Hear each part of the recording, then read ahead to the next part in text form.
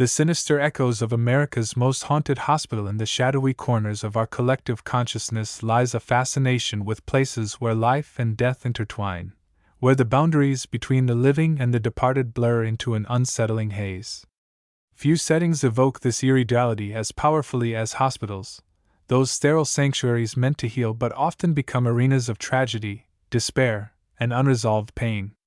Among these, one institution stands apart, cloaked in a chilling legacy that has earned it the title of America's Most Haunted Hospital. This is no mere urban legend, it is a place steeped in documented horrors, whispered accounts from staff and patients alike, and phenomena so inexplicable they defy logic. Welcome back to Episode 2 of our spine-tingling exploration into the most haunted locations in America. If you're joining us for the first time, prepare to step into a world where the past refuses to stay buried, and the air itself seems heavy with unseen eyes watching your every move. For returning viewers, buckle up. We're diving deeper than ever before into the dark corridors of Waverly Hills Sanatorium, a name synonymous with terror and paranormal activity. Waverly Hills, perched on a hillside in Louisville, Kentucky, was once heralded as a beacon of hope during the tuberculosis epidemic of the early 20th century. Its sprawling Gothic architecture, complete with arched windows and labyrinthine hallways, exuded both grandeur and foreboding. But beneath its imposing facade lay a grim reality. Tens of thousands of patients passed through its doors, many never to leave alive. The treatments were experimental, the conditions dire, and the mortality rate staggering. It wasn't long before whispers of something darker began to circulate, tales of ghostly apparitions, disembodied voices, and shadowy figures lurking in the night. What makes Waverly Hills particularly unnerving isn't just its history, it's the sheer volume of paranormal encounters reported over decades. From former employees recounting blood-curdling screams echoing down empty halls to visitors capturing unexplainable shadows on camera, the evidence stacks up like bodies in its infamous death tunnel. And yet, despite, or perhaps because of, its sinister reputation, Waverly Hills continues to draw brave souls eager to test their courage against the unknown. As we peel back the layers of this haunted behemoth, prepare to confront stories that will send shivers down your spine and raise questions about what lies beyond the veil of our mortal existence. Whether you're here for the thrill of the supernatural or simply curious about humanity's darkest chapters, this episode promises to leave you breathless. So dim the lights, settle in, and open your mind to the haunting echoes of Waverly Hills Sanatorium, a place where the dead are said to outnumber the living, the birth of a nightmare, a history steeped in suffering. To understand the spectral grip Waverly Hills holds on those who dare to enter, we must first journey back to its origins, a story rooted in both noble intentions and harrowing misfortune. Built in 1910 amidst the tuberculosis (TB) epidemic that ravaged America, Waverly Hills Sanatorium was conceived as a sanctuary for the afflicted, a state-of-the-art facility designed to combat the dreaded White Plague. Tuberculosis, a highly contagious respiratory disease, had no cure at the time, and isolation was considered the best defense against its spread. Thus, Waverly Hills became a fortress of healing, or so it seemed. The original structure, modest by today's standards, quickly proved inadequate as waves of TB patients poured in from across the region. In response, construction began on a massive expansion in 1924, culminating in the 5-story monolith that still looms over the landscape today. With over 400 rooms, including patient wards, operating theaters, and recreational spaces, the new sanatorium represented cutting-edge medical technology of the era. Sunrooms lined the upper floors, allowing patients to bask in sunlight believed to aid recovery. Yet, despite these advancements, survival rates remained abysmal. By some estimates, more than 63,000 people died within its walls during its operational years. Life inside Waverly Hills was a paradox of hope and horror. Patients endured grueling treatments such as pneumothorax, a procedure involving collapsing part of the lung to allow healing, and thoracoplasty, which required removing ribs to relieve pressure on diseased organs. Others underwent experimental therapies like electrotherapy and even gold injections, desperate measures born of desperation. Isolation compounded the suffering. Families could visit only briefly, separated by glass partitions to prevent contagion. Many patients spent months, if not years, confined to their beds, staring out at the same bleak horizon day after day. It was within this crucible of despair that tragedy took root. Overcrowded wards, understaffed facilities, and limited resources created an environment ripe for accidents, neglect, and heartbreak. Tales of children succumbing to the disease while their parents watched helplessly from afar are etched into local folklore. One particularly haunting anecdote involves a young girl named Mary, who reportedly fell victim to TB shortly after being admitted. Her distraught mother, barred from entering the sanatorium, stood outside each evening, singing lullabies until her voice gave out. When Mary finally passed away, staff claimed they heard her mother's song echoing through the halls long after she'd left. And then there was the infamous death tunnel, a grim passageway used to transport deceased patients out of sight of the living. To avoid demoralizing survivors, bodies were placed on wooden sleds and slid down the incline to awaiting hearses below. The tunnel's cold, damp air became synonymous with finality, earning it a reputation as one of the most haunted spots in the entire complex. Countless witnesses have described feeling an oppressive weight pressing down on them as they venture inside, accompanied by the sound of dragging footsteps and faint sobs. But perhaps the darkest chapter in Waverly Hills history revolves around allegations of unethical experimentation. Rumors persist of doctors conducting unauthorized procedures on terminally ill patients, pushing the boundaries of medicine under the guise of progress.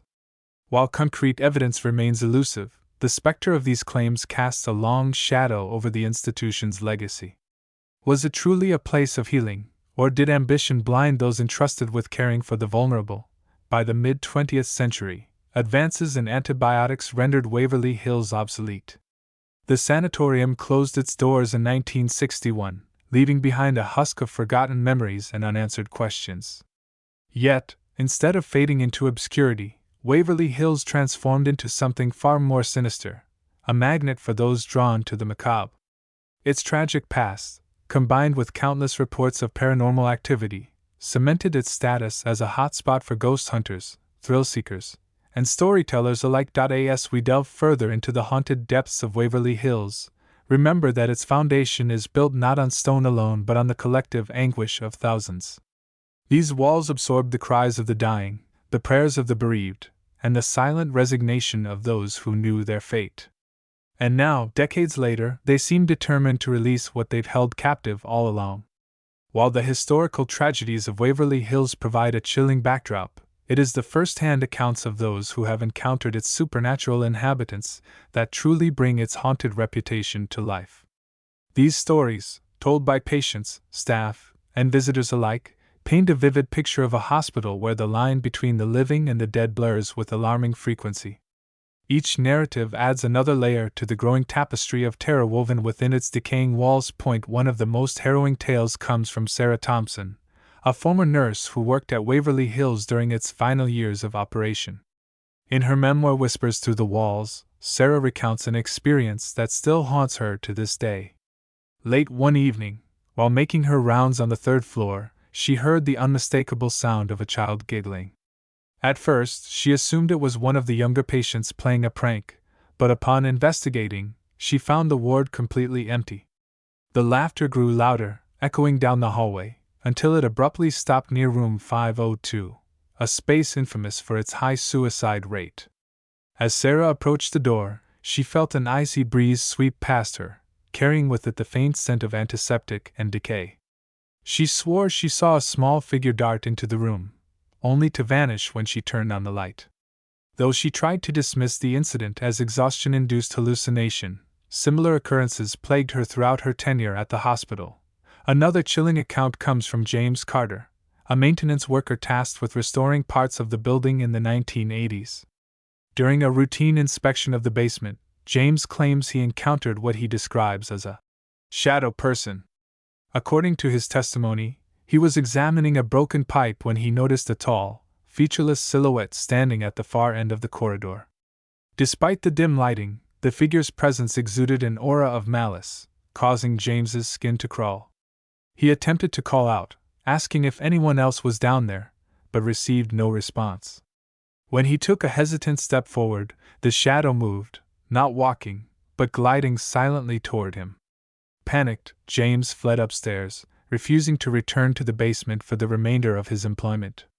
Years later, he revealed that he still dreams about the encounter, waking up drenched in sweat and convinced the shadow is standing at the foot of his bed.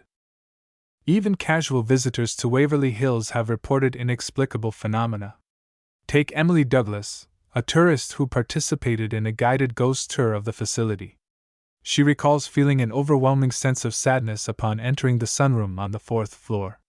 As the group listened to their guide recount the history of the space, Emily suddenly felt a hand grasp hers tightly. Turning around, she expected to see another member of the tour, but instead found herself staring at thin air. The sensation lingered for several seconds before dissipating, leaving her shaken and tearful. Later, while reviewing photos taken during the visit, Emily discovered an anomaly. A translucent figure resembling a woman in a hospital gown appeared in the background of one shot, gazing directly at the camera. Perhaps the most disturbing series of events involves Dr. Michael Langston, a paranormal investigator who led multiple expeditions inside Waverly Hills. His team recorded numerous instances of electronic voice phenomena, EVP, capturing disembodied voices pleading for help or murmuring cryptic phrases. One particularly unnerving clip features a male voice whispering, "Get me out," followed by the sound of labored breathing. What sets Dr. Langston's work apart, however, is his use of thermal imaging technology. On one occasion, the cameras detected a humanoid shape moving rapidly through the death tunnel, despite the absence of any visible heat sources. When playback revealed the entity pausing momentarily to glance back at the camera, the hairs on the necks of everyone present stood on end. These personal testimonies are not isolated incidents. Rather, they form a pattern of recurring themes that reinforce Waverly Hills' status as a paranormal epicenter. Witnesses consistently describe feelings of dread, sudden drops in temperature, and auditory hallucinations ranging from faint whispers to blood-curdling screams. Some report seeing apparitions clad in period clothing, while others speak of shadowy figures that vanish without explanation. Regardless of the specifics, one thing remains clear: those who cross the threshold of Waverly Hills rarely emerge unchanged. For skeptics, these accounts may seem fanciful or exaggerated. But for those willing to listen, they offer a glimpse into a realm where the past refuses to remain silent. The spirits of Waverly Hills, whether remnants of tortured souls or echoes of collective trauma, continue to make their presence known, ensuring that the hospital's dark legacy endures long after its doors close to the living. Shadows in white, haunted hallways, and medical mysteries among the myriad supernatural occurrences reported at Waverly Hills, none are more iconic, or more terrifying, than the spectral figures said to haunt its endless corridors and abandoned medical facilities. These ethereal entities, often described as nurses, doctors, and patients trapped in a perpetual cycle of duty and despair, embody the lingering anguish of a hospital that once served as both refuge and prison. Their appearances transcend mere apparitions. They are manifestations of unresolved grief, untimely deaths, and the relentless march of time. One of the most frequently cited phantoms is that of a nurse, forever clad in a crisp white uniform stained with phantom blood. Witnesses claim she roams the second-floor hallway adjacent to the old surgical wing, her face obscured by the brim of her cap. Her movements are deliberate yet jerky, as though burdened by an invisible weight. Multiple accounts describe hearing the rhythmic clatter of her shoes against the tiled floor, followed by the faint rustle of fabric. Those brave enough to follow her path report that she vanishes without warning, leaving behind an oppressive silence that chills the air. Paranormal investigators speculate that this particular spirit may be tied to the countless surgeries performed in the hospital's heyday, procedures that saved some lives but doomed others to agonizing fates. Equally unsettling are the sightings of doctors in scrubs, their forms flickering like static on an old television screen. These apparitions have been spotted in the autopsy room, hunched over stainless steel tables as though conducting examinations on invisible cadavers. Tour guides leading overnight excursions recount moments when guests swore they saw scalpels floating mid-air, manipulated by unseen hands. Others describe hearing muffled conversations discussing diagnoses and treatment plans, only to find the room deserted when they investigate. One theory suggests these ghosts represent the guilt-ridden physicians who push the boundaries of ethics in pursuit of cures, their consciences unable to rest even in death. The hospital's patient wards also harbor their share of spectral residents. Visitors often report encountering shadowy figures lying motionless in beds, their gaunt faces illuminated by moonlight streaming through cracked windows. In some cases, these figures sit upright suddenly, staring blankly ahead before dissolving into mist. Particularly disturbing are the cries emanating from certain rooms, plaintive wails that echo off the walls and seep into the bones of anyone nearby. Investigators using EVP devices have captured chilling responses during seances conducted in these areas, with voices begging for mercy or calling out names long forgotten by the living. Medical equipment left behind in disarray serves as another focal point for paranormal activity. X-ray machines, defibrillators, and force stands stand frozen in time, relics of a bygone era now repurposed as conduits for otherworldly energy. Staff members tasked with cleaning the premises tell tales of monitors switching on spontaneously, displaying erratic readings despite being unplugged. Scalpels and forceps rattle ominously in drawers, while wheelchairs roll across linoleum floors seemingly of their own accord. Perhaps the most infamous example involves the operating theater's overhead lights, which periodically flash in sequence, mimicking the rhythm of a heartbeat before plunging the room into darkness. Adding to the macabre atmosphere is the persistent presence of children's laughter and sobbing. Several witnesses have reported seeing small, translucent figures darting through the pediatric ward, clutching ragged dolls or clutching their chests, as though struggling to breathe. Parents accompanying tours often feel compelled to comfort these apparitions, only to watch them fade away when approached. Psychics visiting the site believe these spirits belong to young patients who succumb to tuberculosis, their innocence cruelly snatched away before they could fully grasp the concept of mortality. Despite, or perhaps because of, their spectral nature, these entities refuse to remain passive observers. They interact with the physical world in ways that defy explanation, creating an immersive environment where fear becomes palpable. Lights flicker unpredictably, especially near stairwells and elevators. Doors slam shut on their own, trapping unsuspecting explorers in claustrophobic alcoves. Cold spots materialize abruptly, sending shivers down spines and raising goosebumps on exposed skin. Even seasoned paranormal enthusiasts admit to feeling unnerved by the pervasive sense of being watched, as though unseen eyes track their every move. Modern technology has provided tantalizing glimpses into the hidden dimensions of Waverly Hills' haunted halls. Thermal imaging cameras reveal anomalous heat signatures congregating in specific locations, particularly around the nurses' station and pharmacy. Electromagnetic, suggesting the presence of unexplained energy fields. Perhaps the most compelling evidence comes from video footage captured during live investigations. Shadowy silhouettes glide effortlessly through solid walls, while orbs of light hover inches above gurneys and examination tables. For those brave enough to venture into Waverly Hills' labyrinthine corridors, the promise of encountering these spectral inhabitants offers both exhilaration and dread. Each creaking floorboard, each flickering bulb, and each whispered name serves as a reminder that the hospital's past is far from dormant. Instead, it pulses with an insidious vitality, drawing visitors deeper into its haunted embrace. Whether you attribute these phenomena to residual hauntings, intelligent spirits, or psychological suggestion, one truth remains undeniable. The halls of Waverly Hills are alive with memories too painful to forget, and too potent to ignore. The Death Tunnel, a descent into darkness. Few places within Waverly Hills evoke as much dread and fascination as the infamous Death Tunnel. This subterranean passageway, originally constructed as a utilitarian means of transporting supplies and deceased patients out of sight, has since become synonymous with the hospital's darkest secrets. Stretching nearly 500 feet beneath the earth, the tunnel's cold, damp walls bear witness to countless tragedies, its very existence a testament to the lengths humans will go to shield themselves from the harsh realities of mortality. The purpose of the Death Tunnel was pragmatic yet profoundly morbid. During the height of the tuberculosis epidemic, Waverly Hills admitted thousands of patients annually, many of whom ultimately succumbed to the disease. To spare surviving patients the psychological toll of witnessing body removals, hospital staff devised a system where corpses were placed on wooden sleds and slid down the sloped tunnel to awaiting hearses below. This method ensured that death remained an abstract concept, hidden behind closed doors and veiled in secrecy. However, the tunnel's practical function belied its sinister undertones.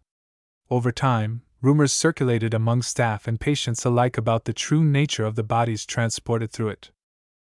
Today, the Death Tunnel stands as one of the most haunted sites in Waverly Hills, attracting thrill seekers and paranormal investigators eager to confront its spectral inhabitants. Stories abound of visitors experiencing inexplicable phenomena within its confines. Many report feeling an overwhelming sense of dread upon entering, as though an invisible hand presses down on their chest, making it difficult to breathe. The air grows colder with each step, and the faint scent of earth and decay permeates the nostrils, evoking images of graves freshly dug. Eerie sounds accompany these sensations: dragging footsteps, muffled sobs, and the distant clatter of metal scraping against stone. Some claim to hear voices muttering indistinct phrases, their tones ranging from mournful to menacing. One particularly chilling account comes from a group of amateur ghost hunters who ventured into the tunnel armed with recording equipment. Midway through their expedition, their EMF meters began spiking erratically, indicating the presence of strong electromagnetic fields. Suddenly, their audio recorder picked up a guttural growl, followed by the unmistakable sound of chains rattling. Panicked, the group turned to flee, only to find their path blocked by what appeared to be a swirling mass of black smoke. The entity advanced slowly, forcing them to retreat deeper into the tunnel until they stumbled upon an exit they hadn't noticed before. Shaken but unharmed, they later reviewed their footage, discovering a shadowy figure standing at the edge of their camera's range, its hollow eyes fixed on the lens. Paranormal experts theorize that the death tunnel acts as a conduit for residual energy, trapping the emotional imprints of those who pass through it. The sheer volume of suffering and loss concentrated in such a confined space creates a feedback loop, amplifying negative emotions and manifesting them as tangible entities. Others suggest that the tunnel may serve as a gateway to another realm, bridging the gap between the living and the dead. Whatever the explanation, the evidence supporting its haunted status is undeniable. Thermal imaging cameras have captured anomalous heat signatures hovering near the ceiling, while EVP recordings reveal fragmented sentences spoken in languages unfamiliar to the investigators. Visitors brave enough to explore the death tunnel often emerge changed, their perceptions of life and death irrevocably altered. Some describe feeling a profound connection to the spirits they encountered, as though sharing a fleeting moment of understanding across the veil. Others speak of nightmares plaguing them for weeks afterward, visions of shadowy figures chasing them through endless tunnels filling their sleep with terror. Regardless of individual experiences, one thing remains clear: the death tunnel is not merely a relic of Waverly Hills past but a living, breathing entity unto itself, a monument to the fragility of human existence and the mysteries that lie beyond. As we continue our journey through Waverly Hills' haunted halls, let us pause to reflect on the significance of this subterranean nightmare. The death tunnel reminds us that even in our attempts to conceal death, we cannot escape its inevitability. It serves as a stark reminder of the cost of progress, the weight of secrecy, and the enduring power of memory. For those willing to descend into its depths, the tunnel offers a glimpse into the abyss, a place where the line between the living and the dead blurs, and the echoes of the past reverberate with unsettling clarity. Unveiling the veil, investigative insights and paranormal evidence, the spectral enigma of Waverly Hills has not gone unnoticed by the scientific community, or rather, those who straddle the boundary between science and the supernatural. Over the years, numerous paranormal investigation teams have descended upon the sanatorium, armed with cutting-edge technology and an insatiable curiosity to uncover the truth behind its haunted reputation. Their findings, though controversial, paint a compelling picture of a place teeming with unexplainable phenomena, where empirical data collides with the intangible. One of the most notable investigations was conducted by the renowned TAPS, the Atlantic Paranormal Society, team, featured in an episode of Ghost Hunters. Equipped with infrared cameras, digital recorders, and electromagnetic field (EMF) detectors, the team embarked on a multi-night exploration of Waverly Hills. Their results were nothing short of astonishing. In room 502, infamous for its high suicide rate, The team captured thermal images showing distinct humanoid shapes appearing and disappearing without explanation. Simultaneously, their EMF meters registered erratic spikes, suggesting the presence of significant energy fluctuations. Audio recordings collected during the session revealed chilling EVPs, including a male voice whispering, "Leave me alone," and a female voice softly crying, "Help me." Another groundbreaking study came from Dr. Elizabeth Monroe, a physicist turned paranormal researcher, who employed quantum resonance detectors in her analysis of the hospital. These devices, typically used to measure subtle changes in environmental energy, recorded unprecedented activity in the death tunnel. According to Dr. Monroe, the readings indicated a disturbance in the ambient energy field, akin to what one might expect from a localized temporal anomaly. She hypothesized that the tunnel could act as a nexus point, where the fabric separating our world from another dimension thins, allowing entities to cross over temporarily. Her findings were published in the Journal of Anomalous Studies, sparking heated debates among skeptics and believers alike. Perhaps the most intriguing evidence comes from the use of full-spectrum cameras, capable of capturing wavelengths invisible to the naked eye. During a live-streamed investigation hosted by Haunted America Tours, viewers witnessed a translucent figure materializing near the entrance to the morgue. The apparition, resembling a man in early 20th century attire, hovered silently for several minutes before vanishing into thin air. Spectral analysis of the footage confirmed the absence of any reflective surfaces or artificial light sources that could account for the phenomenon. Social media exploded with reactions, as thousands of viewers attested to seeing the same image simultaneously. Sound engineers specializing in acoustic archaeology have also contributed to the growing body of evidence. By analyzing audio samples collected throughout the hospital, researchers identified patterns consistent with infrasound, low-frequency vibrations below the threshold of human hearing. Known to induce feelings of unease and paranoia, infrasound has been linked to reported hauntings worldwide. At Waverly Hills, these frequencies were concentrated in areas associated with intense paranormal activity, such as the surgical ward and the basement. Could these natural occurrences explain why so many visitors experience visceral fear and auditory hallucinations? Or do they merely amplify pre-existing supernatural forces? Despite the mounting evidence, skepticism persists. Critics argue that much of the data can be attributed to environmental factors, psychological suggestion, or outright fabrication. They point to the placebo effect, noting how individuals primed to expect ghostly encounters may perceive ordinary stimuli, such as drafts or settling foundations, as extraordinary events. Others question the reliability of instruments like EMF detectors, which can be influenced by modern electronics or faulty wiring. While valid, these counterarguments fail to address the consistency of reports across diverse groups, spanning decades and encompassing both trained professionals and casual tourists. What sets Waverly Hills apart from other allegedly haunted locations is the sheer volume and variety of documented phenomena. From visual apparitions to auditory anomalies, tactile sensations to olfactory hallucinations, the hospital exhibits a comprehensive spectrum of hauntings. Moreover, the convergence of multiple investigative methods, thermal imaging, EVP recordings, quantum resonance detection, creates a multidimensional portrait of the supernatural, lending credence to claims that defy conventional explanation. Ultimately, whether one views Waverly Hills through the lens of science or spirituality, the accumulated evidence underscores a fundamental truth.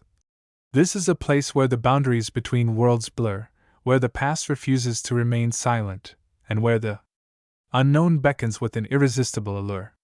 As investigators continue to probe its mysteries, one thing remains certain: the answers lie just beyond the veil, waiting for those bold enough to seek them. Dear reader, as we bring this chilling journey through Waverly Hills Sanatorium to a close, I hope you've felt the same electrifying blend of awe and unease that defines the haunted hospital experience. These stories are more than mere campfire tales or urban legends. They are fragments of history, stitched together by human emotion, tragedy, and the relentless passage of time. Each creaking floorboard, each whispered name, and each fleeting shadow serves as a reminder that the past is never truly gone. It lingers, waiting for someone brave enough to listen, But why stop here? If these accounts have stirred something within you, a spark of curiosity, a shiver of excitement, I urge you to take the next step. Visit one of these haunted hospitals yourself. Walk the same halls where spirits are said to roam, sleep in the rooms where history's echoes reverberate, and let the unknown brush against your senses. Whether you're a skeptic seeking proof or a believer eager to commune with the other side, these establishments offer an unparalleled opportunity to confront the mysteries that lie just beyond the veil of our everyday lives. And when you return, share your story. Did you feel the icy touch of a ghostly hand? Hear the faint strains of music in an empty corridor? Or perhaps nothing happened at all, but isn't that silence just as intriguing? Your experiences add to the rich tapestry of lore surrounding these haunted hospitals, ensuring their legacies endure for generations to come. Until then, keep your lanterns lit and your courage steady. The spirits are waiting.